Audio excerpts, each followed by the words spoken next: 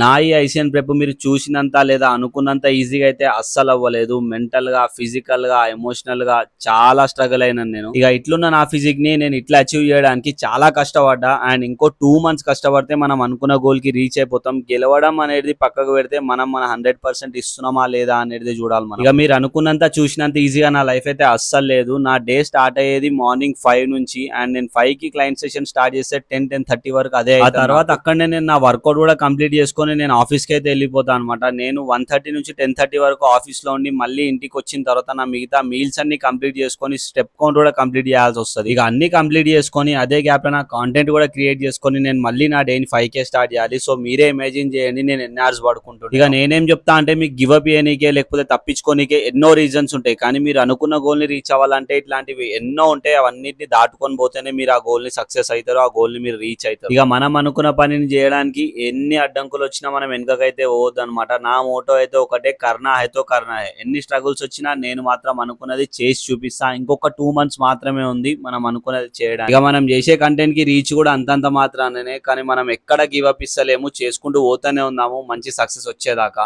ఇక ఇంకోటి మీకు తెలియని డార్క్ రియాలిటీ ఏంటంటే మనోళ్ళు అనుకుంటాం చూడు, వాళ్ళే మనకు సపోర్ట్ చేయరు ఇండస్ట్రీలా. ఇక ఈ రోజు వీడియో కింద మళ్ళీ రేపటి వీడియోలో కలుద్దాం. ఒకవేళ వీడియో నచ్చితే లైక్, కమెంట్ అండ్ షేర్ చేసుడు మర్చిపోకూరి. అండ్ ఫాలో కొట్టుడైతే అస్సలు మర్చిపోకండి మావా.